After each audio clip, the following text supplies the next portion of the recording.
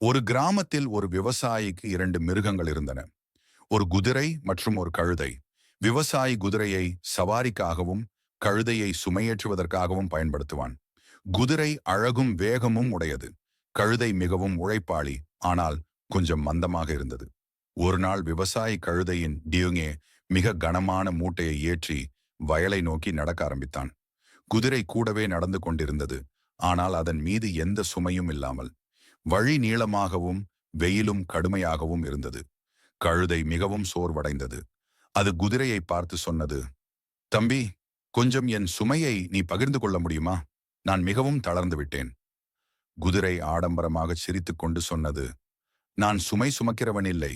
இது உன்னுடைய வேலை, என்னுடையது அல்ல. கழுதை மனம் விரும்பி சுமையை ஏற்றி நகர்ந்து கொண்டிருந்தது. ஆனால் சிறிது தூரம் சென்றதும் அதனால் நிலைநிறுத்த முடியாமல் கீழே விழுந்தது. விவசாயி அதை கண்டதும் முழு சுமையையும் எடுத்து குதிரையின் மேலே ஏற்றினான்.